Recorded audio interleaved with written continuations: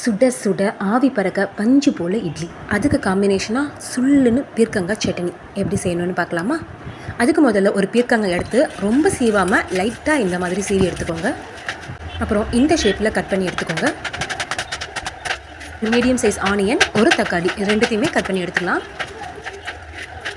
அப்புறம் ஒரு 7 பல்லு பூண்டு, கொஞ்சமாக இஞ்சி, 2 காஞ்ச மிளகா, ஒரு பச்சை மிளகா, கொஞ்சமாக கொத்தமல்லி, கருவேப்பிலை, இது எல்லாத்தையும் எடுத்து வச்சுக்கலாம். ஒரு பேனில் 2 table spoon oil, 1 table spoon உளுந்து, அது பொரிஞ்சதும் நம்ம எடுத்து வச்சிருந்த எல்லாத்தையும் அதில் போட்டு வதக்கிக்கலாம்.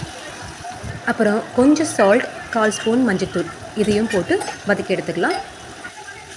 இப்போது இந்த ஸ்டேஜ் வந்ததும் ஒரு சில்லு தேங்காய் அதில் நறுக்கி போட்டு அதையும் வதக்கி ஒரு கிண்ணத்தில் போட்டு அதை கூல் பண்ணி விட்டுடலாம். அது ஆடுறதுக்குள்ளே நம்ம இன்னொரு அடுப்பில் இட்லி ஊற்றி வச்சிடலாம். இப்போது ஒரு மிக்ஸி ஜாரில் ரெடி பண்ணதை எடுத்து போட்டு அதை கிரைண்ட் பண்ணி எடுத்துக்கலாம். அப்புறம் அதை ஒரு கிண்ணத்தில் மாற்றிட்டு அதுக்கு ஒரு சின்ன தாளிப்பும் கொடுத்துக்கலாம். இப்போது சுட சுட இட்லியும் ரெடி ஆகிடுச்சு. இப்போ ஒரு பிளேட்டில் ஆவி பறக்க இட்லியை வச்சு அதுக்கு காம்பினேஷனாக சுல்லுன்னு அந்த சட்னியும் வச்சு சாப்பிட்டு பாருங்கள்.